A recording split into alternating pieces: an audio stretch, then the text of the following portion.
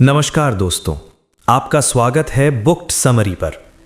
आज की ये कहानी किसी एक इंसान की नहीं है, बल्कि उन लाखों घरों की कहानी है जहां रिश्ते बाहर से सामान्य दिखते हैं, लेकिन अंदर ही अंदर एक इंसान धीरे धीरे टूटता चला जाता है।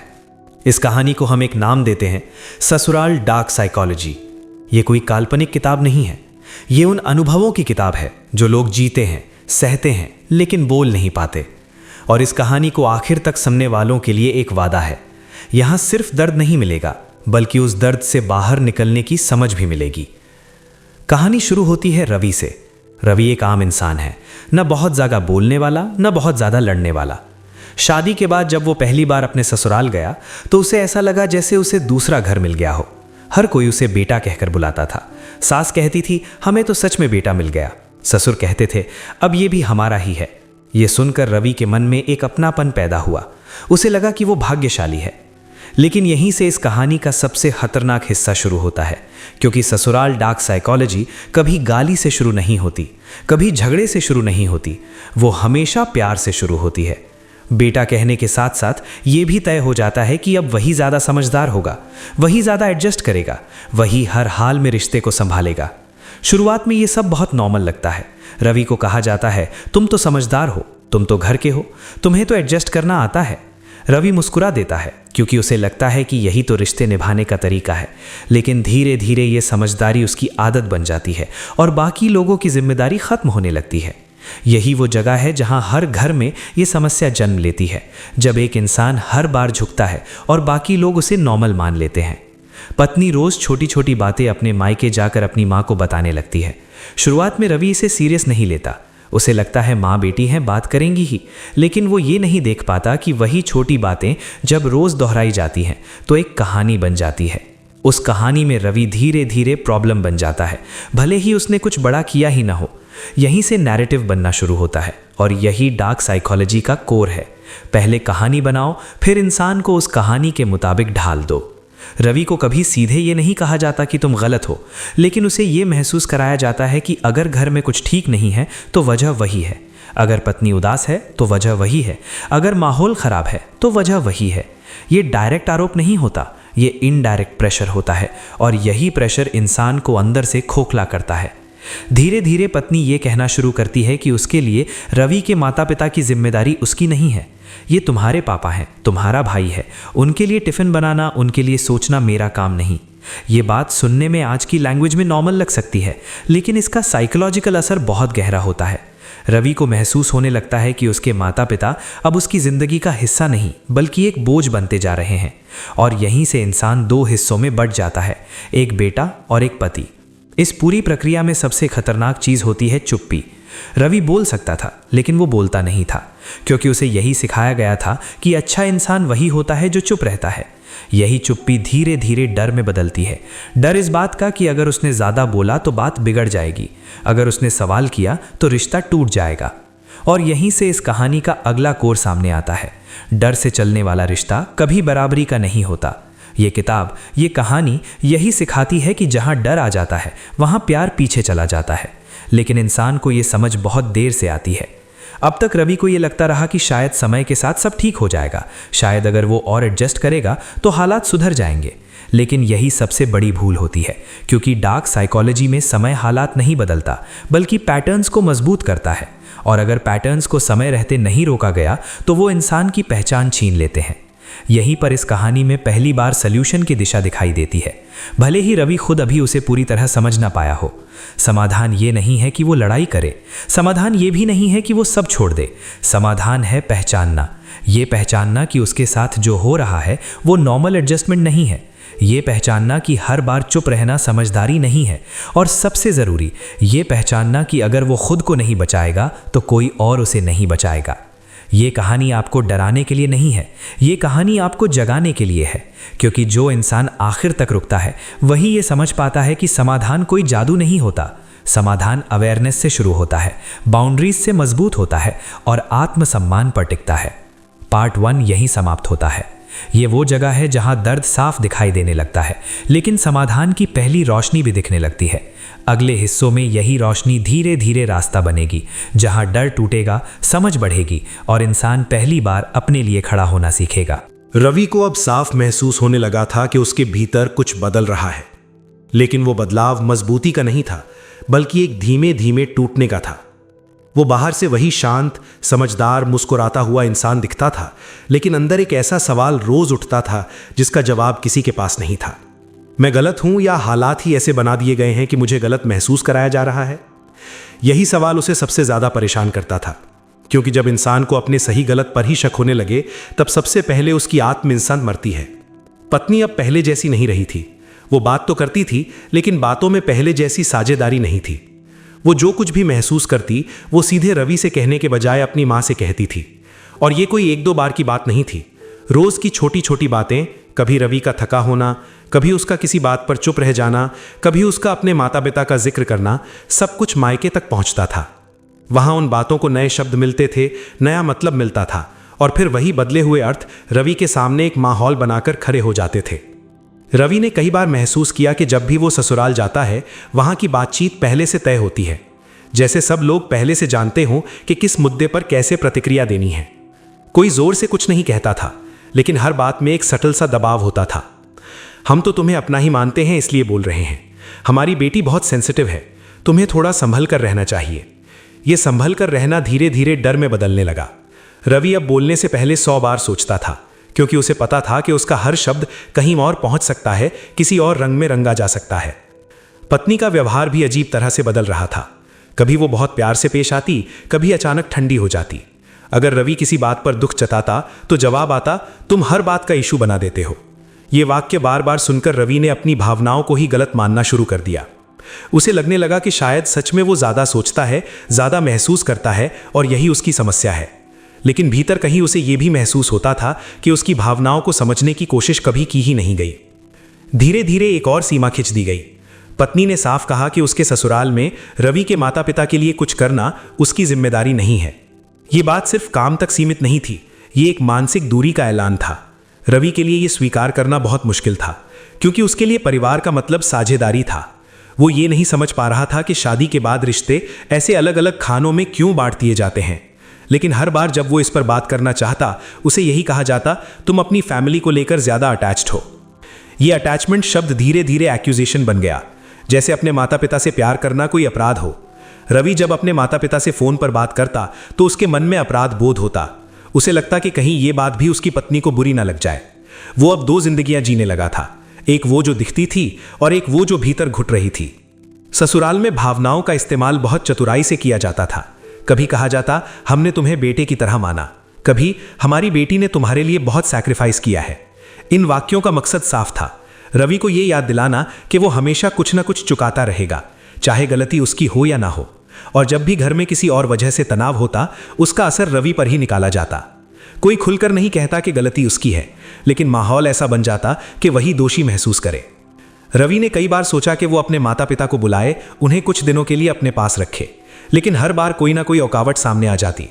कभी कहा जाता, अभी बच्चा छोटा है, कभी अभी माहौल ठीक नहीं है, कभी तुम्हें पहले हमें समझना चाहिए।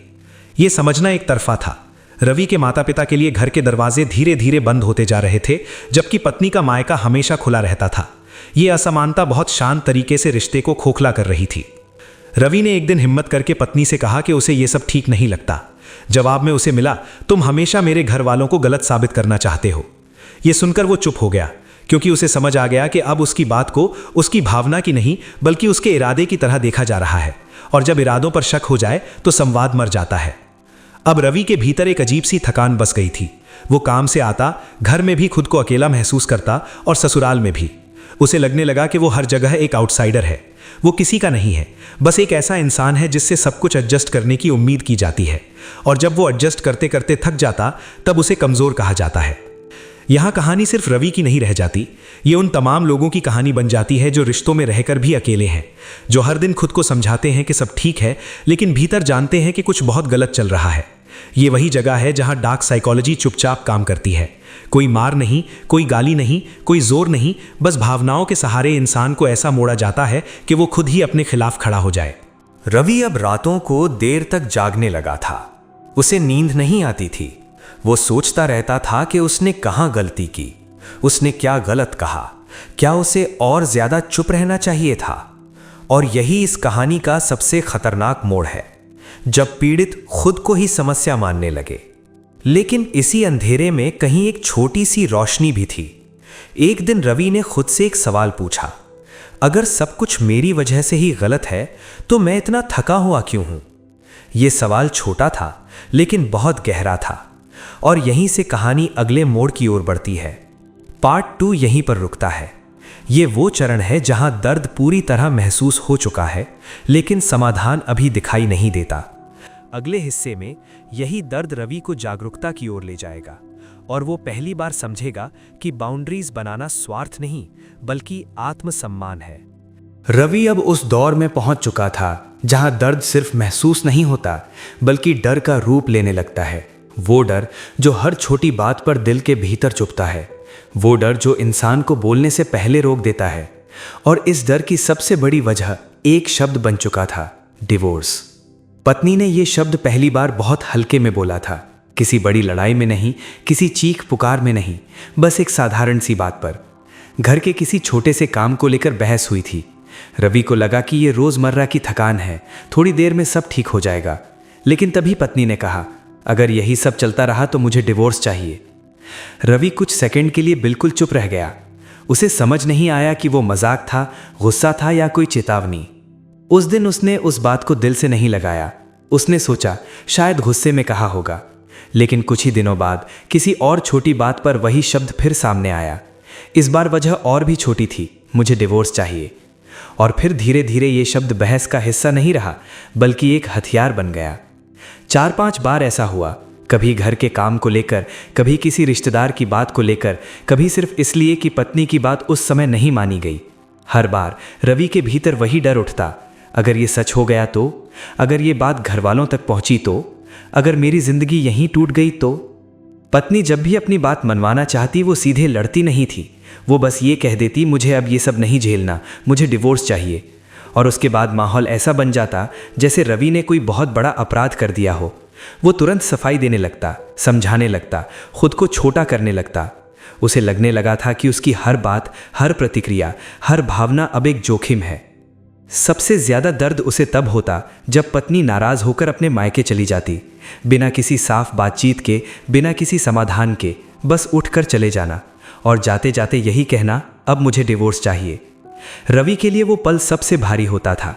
घर अचानक बहुत बड़ा और बहुत खाली लगने लगता था। दीवारें भी जैसे सवाल पूछने लगती थीं, तुमने क्या गलत किया? मायके पहुंचते ही वही पुरानी प्रक्रिया शुरू हो जाती। छोटी छोटी बातें बड़ी बना दी जाती। पत्नी जो भी कहती वही अंतिम सच बन जाता। और रवि को फिर से महसूस कराया जाता कि अगर वो सब कुछ ठीक करना चाहता है तो उसे ही झुकना पड़ेगा, उसे ही माफ़ी मांगनी पड़ेगी, उसे ही बदलना पड़ेगा। रवि ने कई बार सोचा कि वो भी अपनी बात रखे, लेकिन हर बार उसे यही डर रोक देता, अगर उसने ज़्यादा बोला तो फिर वही शब्द सुनने को मिलेगा, डिवोर्स। ये शब्द अब एक भावनात्मक धमकी बन चुका था।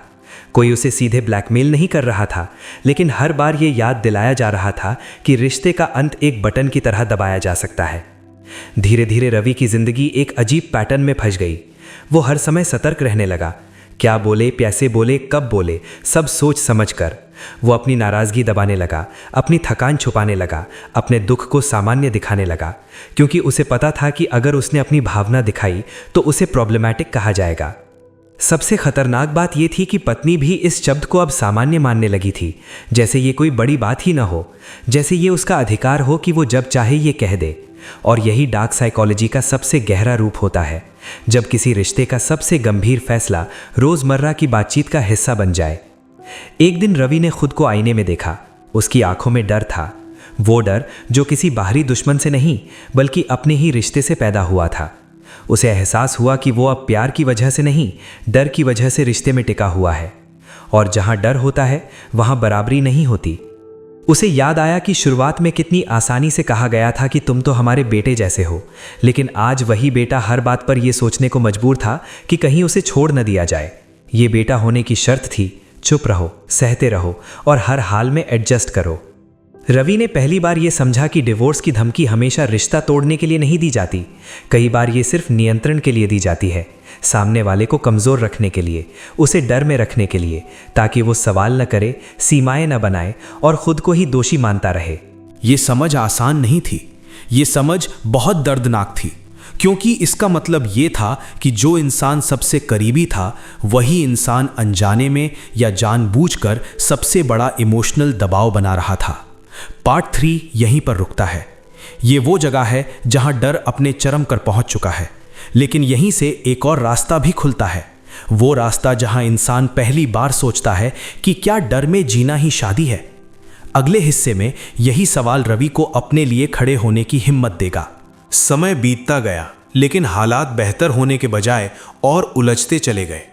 रवि अब जिस रिश्ते में था वहां हर दिन उसे ये महसूस होने लगा था कि वो सिर्फ एक पति नहीं बल्कि एक ऐसे सिस्टम का हिस्सा बन चुका है जहां उसकी भूमिका धीरे धीरे सीमित की जा रही है। वो बोल सकता था लेकिन उसकी बातों का असर नहीं था। वो मौजूद था लेकिन फैसलों में नहीं। ये एहसास सबसे ज्यादा तब गहरा हुआ जब जिंदगी में एक नया मोड़ आया। बच्चे के आने की खबर सुनकर रवि के मन में खुशी और उम्मीद दोनों थी।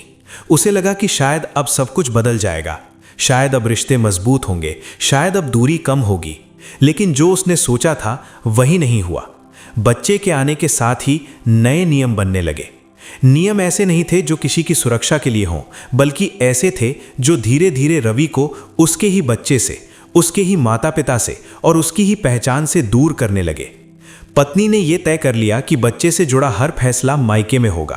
क्या करना है, क्या नहीं करना है, किसे मिलना है, किसे नहीं मिलना है, सब कुछ पहले से तय। रवि को यह सब बताया जाता था, पूछा नहीं जाता था।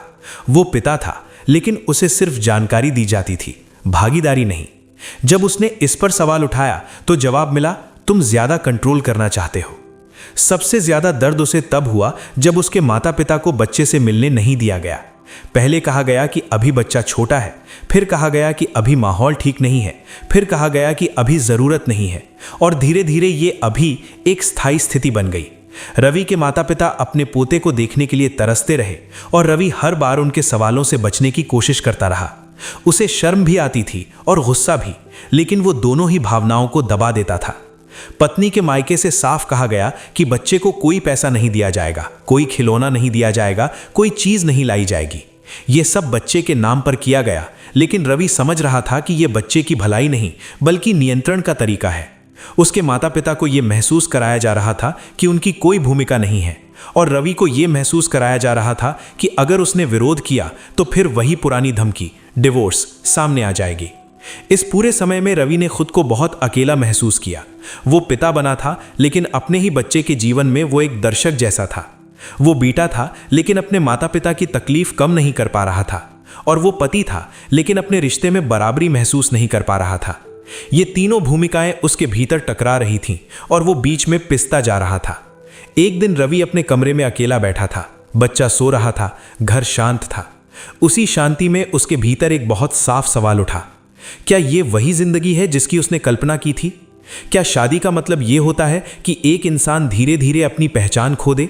क्या पिता बनने का मतलब ये होता है कि वो अपने ही बच्चे से दूरी महसूस करे?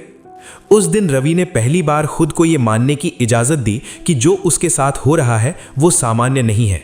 ये स्वीकार करना आसान नहीं था, क्योंकि इसका मतलब ये था कि उसे अपनी चुप्पी पर सवाल उठाने होंगे, उसे अपनी समझदारी पर सवाल उठाने होंगे, उसे ये मानना होगा कि हर बार एडजस्ट करना सही नहीं होता। रवि ने धीरे धीरे अपनी सोच बदलनी शुरू की। उसने ये समझा कि बाउंड्रीज बनाना लड़ाई नहीं है। बाउंड्रीज बनाना ये तय करना है कि कौन सी बात स्वीकार है और कौन सी नहीं।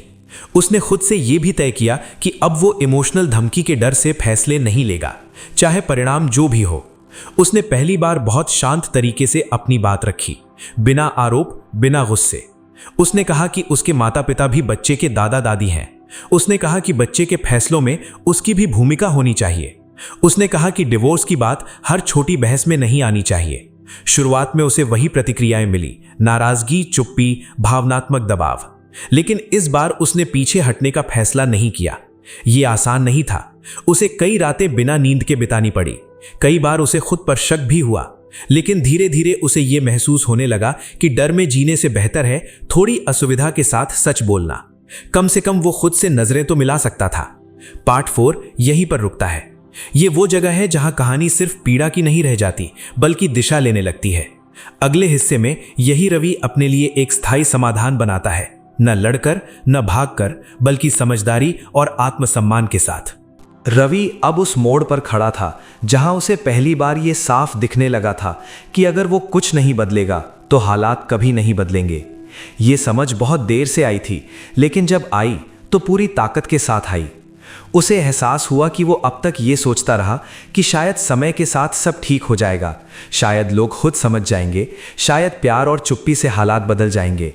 लेकिन सच्चाई ये थी कि जहां इमोशनल कंट्रोल होता है वहां समय नहीं बदलता, बस इंसान टूटता है। सबसे पहला समाधान जो रवि ने सीखा वो था नाम देना। उसने अपने मन में पहली बार यह स्वीकार किया कि जो उसके साथ हो रहा है वो सिर्फ फैमिली इशू नहीं है, बल्कि इमोशनल मैनिपुलेशन है। जब तक इंसान किसी समस्या को नाम नहीं देता तब तक वो उससे लड़ भी नहीं सकता। रवि ने यह मान लिया कि डिवोर्स की धमकी प्यार का हिस्सा नहीं होती, वो डर पैदा करने का तरीका होती है। ये मान लेना ही उसका पहला कदम था। दूसरा समाधान था रिकॉर्ड रखना।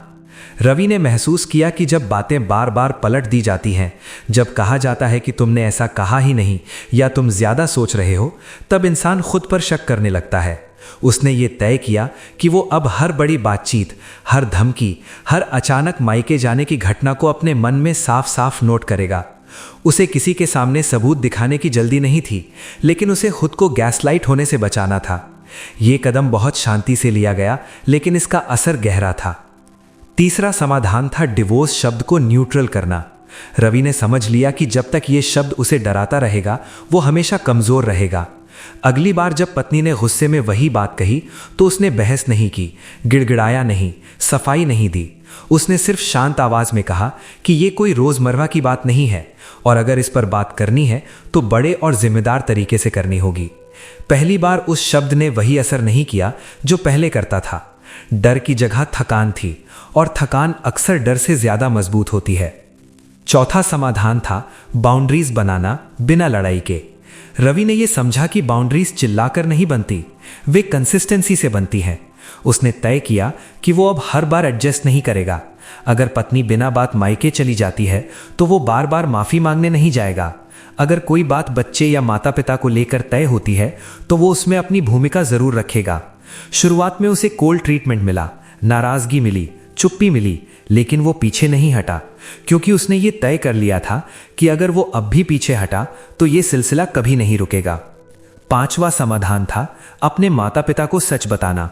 ये सबसे मुश्किल कदम था। रवि अब तक सब कुछ छुपाता आया था ताकि उसके माता पिता परेशान ना हो, लेकिन सच ये था कि उनकी अनजानी चिंता उसकी तकलीफ से कम नहीं थी। उसने पहली बार उन्हें बताया कि हालात आसान नहीं है। उसने उन्हें भड़काया नहीं, दोष नहीं डाला, बस सच बताया। और पहली बार उसे लगा कि वो अकेला नहीं है। ये इमोशनल सपोर्ट उसके लिए बहुत ज़रूरी था, क्योंकि मैनिपुलेशन हमेशा आइसोलेशन में स्ट्रॉन्गेस्ट होती है। छठा समाधान था तीसरे न्यूट्रल व्यक्ति की मदद। रवि ने समझ लिया कि ये लड़ाई अकेले नहीं लड़ी जा सकती। उसने किसी ऐसे व्यक्ति से बात की जो न उसके मायके का था न ससुराल का, कोई काउंसलर, कोई मैच्योर एल्डर, कोई प्रोफेशनल। ये कदम इसलिए ज़रूरी था क्योंकि जब दो लोग इमोशनली उलझे होते हैं तो क्लैरिटी बाहर से ही आती है। ये समाधान तुरंत चमत्कार नहीं लाया, लेकिन इसने रवि को ग्राउंडेड रखा। सातवां समाधान था बच्चे को हथियार न बनने देना। रवि ने यह तय किया कि वो बच्चे को पावर स्ट्रगल का हिस्सा नहीं बनने देगा। उसने बहुत शांति से यह कहना शुरू किया कि बच्चे के रिश्ते दोनों परिवारों से हैं। कोई गिफ्ट, कोई पैसा, कोई खिलौना कंट्रोल का माध्यम नहीं बनेगा। यह कहना आसान नहीं था, लेकिन जरूरी था, क्योंकि अगर वो यहां चुप रहता तो बच्चा आगे चलकर उसी कंट्रोल का हिस्सा बन जाता। आठवां समाधान था अपने अंदर की गिल्ट को पहचानना। रवि ने समझा कि उसकी सबसे बड़ी कमजोरी उसका गिल्ट था। हर बार उसे यही लगता था कि शायद वो ही पर्याप्त नहीं है, शायद वो ही गलत है। उसने खुद को ये याद दिलाना शुरू किया कि हर रिलेशनशिप में दो लोग होते हैं और हर समस्या की जिम्मेदारी एक की नहीं होती। ये सेल्फ टॉक धीरे धीरे उसकी बैकबोन बन गया। नौवां समाधान था फाइनेंशियल और लीगल अवेयरनेस। रवि ने बिना किसी डर के, बिना किसी जल्दबाजी के अपनी लीगल पोजीशन समझी, सिर्फ समझी। उसने कोई एक्शन नहीं लिया, लेकिन उसने खुद को अंधेरे में नहीं रखा। ये अवेयरनेस उसे मानसिक रूप से बहुत मजबूत कर गई, क्योंकि अब वो सिर्फ भावनाओं पर नहीं जी रहा था। और सबसे आखिरी समाधान था ये स्वीकार करना कि हर रिश्ता बचाया नहीं जा सकता, लेकिन हर इंसान खुद को बचा सकता है। ये सबसे कठिन सच था। रवि ने ये मान लिया कि अगर उसने सब सही किया फिर भी सामने वाला नहीं बदला तो ये उसकी हार नहीं होगी, ये सेल्फ रिस्पेक्ट की जीत होगी। इस कहानी का सबसे बड़ा संदेश यही है कि ससुराल की डार्क साइकोलॉजी हमेशा शोर मचाकर नहीं आती, वो बहुत चुपचाप आती है।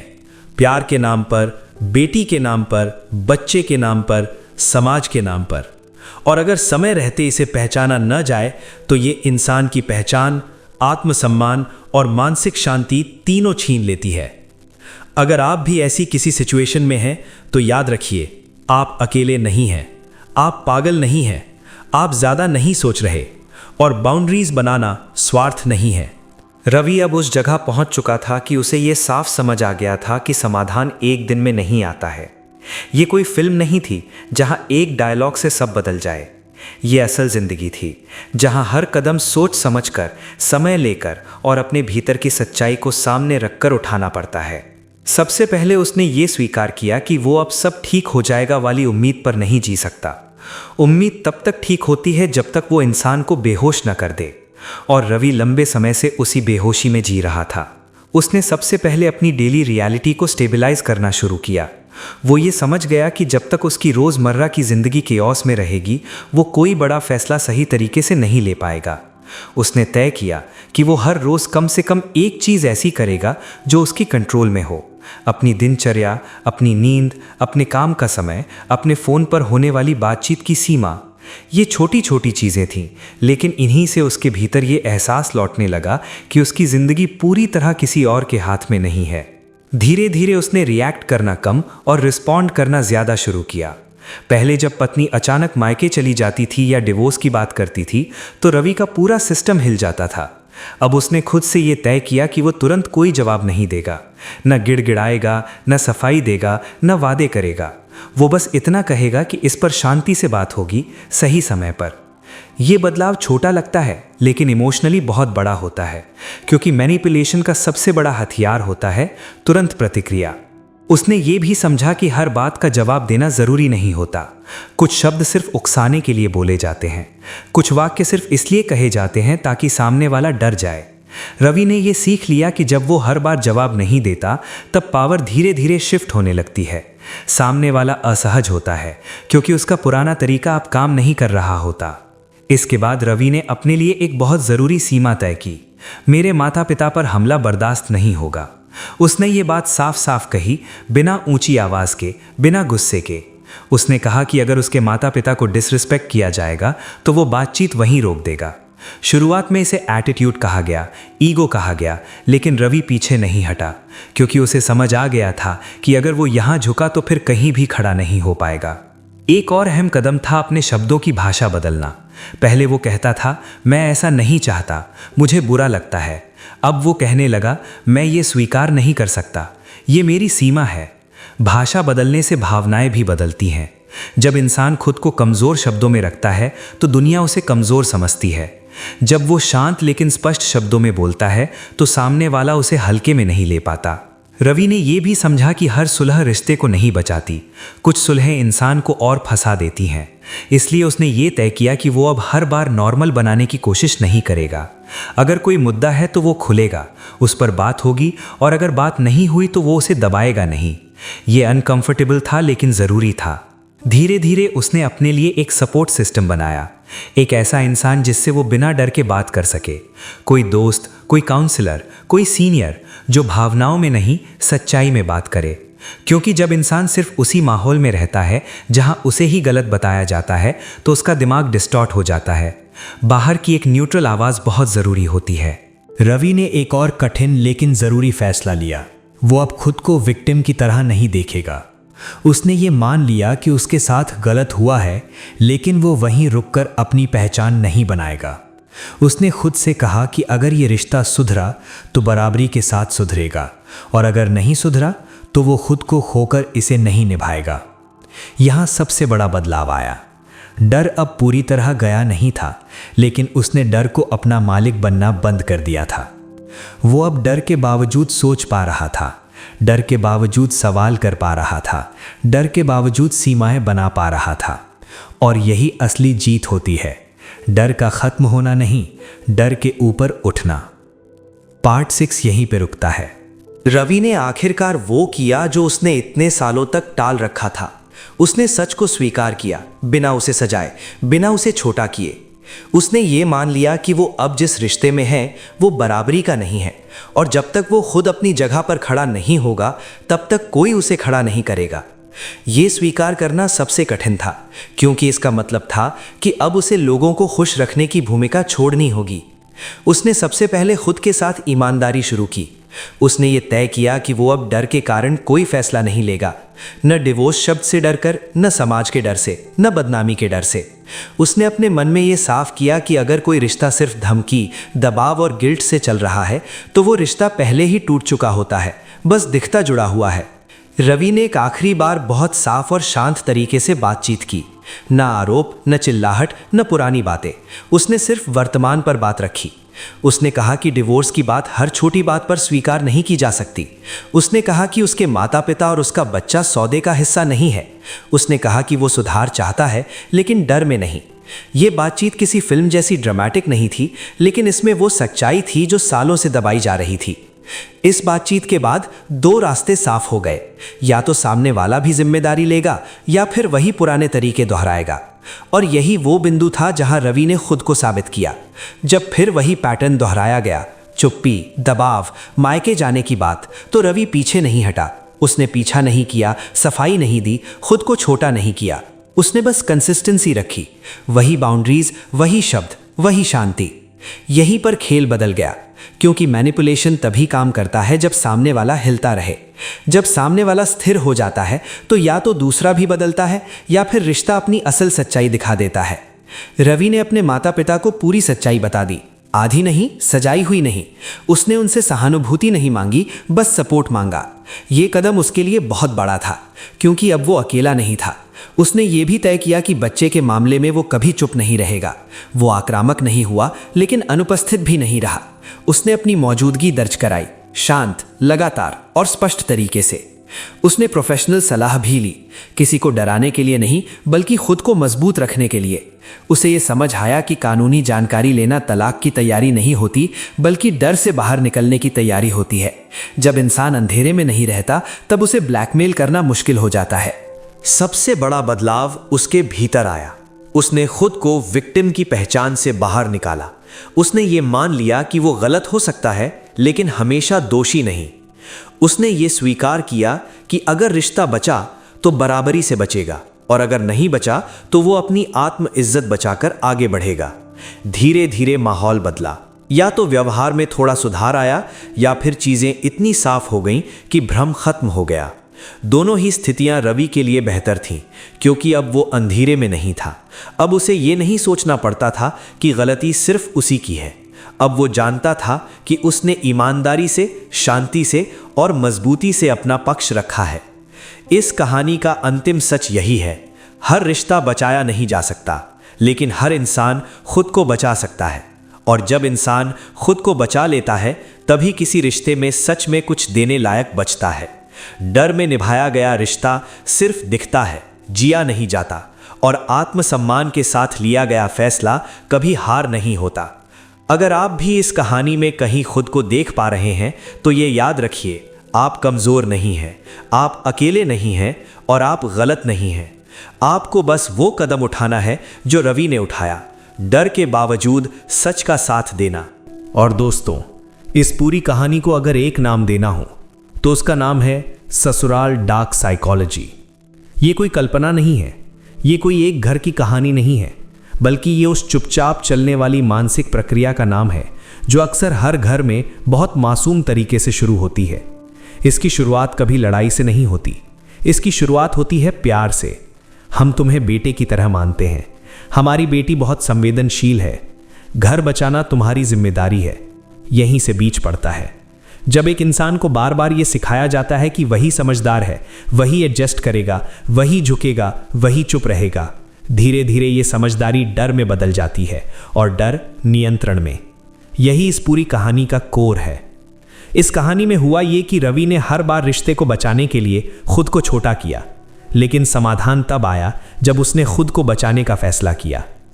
उसने सीखा कि ससुराल की डार्क साइकोलॉजी जोर से नहीं बोलती, वो रोजमर्रा की बातों में घुली होती है, छोटी शिकायतों में, बार बार मायके जाने में, हर बात पर डिवोर्स जैसे शब्दों के इस्तेमाल में, माता पिता और बच्चे को अलग करने में, और सबसे ज्यादा उस चुप्पी में जहां आदमी बोल सकता है लेकिन बोलने से डरता है। ये हर घर में वहीं से शुरू होती है जहां एक इंसान को ये महसूस कराया जाता है कि उसकी भावनाएं सेकेंडरी हैं और दूसरों की सुविधा प्राइमरी। अगर आपने ये कहानी आखिर तक सुनी है तो इसका मतलब है कि आप सिर्फ कहानी नहीं सुन रहे थे, आप समाधान ढूंढ रहे थे। और यही इस वीडियो का वादा है, क्योंकि जो इंसान आखिर तक रुकता है उसे ये समझ में आता है कि समाधान लड़ाई नहीं है, समाधान जागरूकता है। बाउंड्रीज बनाना रिश्ता तोड़ना नहीं है, बल्कि रिश्ते को ईमानदार बनाना है। डर में जीना शादी नहीं है और आत्मसम्मान के साथ खड़ा होना स्वार्थ नहीं है। ससुराल डार्क साइकोलॉजी हमें यही सिखाती है कि हर घर में समस्या बाहर से नहीं आती, वो अंदर से शुरू होती है। जब कोई एक इंसान हर हाल में एडजस्ट करने लगता है और बाकी लोग उसे नॉर्मल मान लेते हैं, लेकिन जिस दिन वो इंसान खुद से सवाल पूछना शुरू करता है, उसी दिन बदलाव की शुरुआत होती है।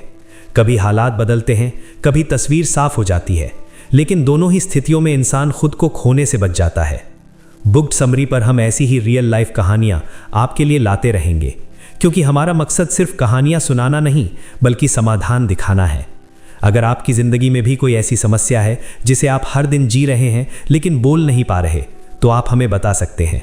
आपकी कहानी किसी और की ताकत बन सकती है। हम उस विषय पर वीडियो बनाएंगे ताकि कोई और इंसान वही दर्द न सहे, वही भ्रम न जिए, वही डर न पाले। अगर ये कहानी आपको अपनी लगी हो, अगर आपको लगा हो कि ये सिर्फ रवि की नहीं बल्कि किसी अपने की कहानी है, तो बुक्ड समरी को सब्सक्राइब कीजिए, इस वीडियो को शेयर कीजिए और इस सफ़र का हिस्सा बनिए।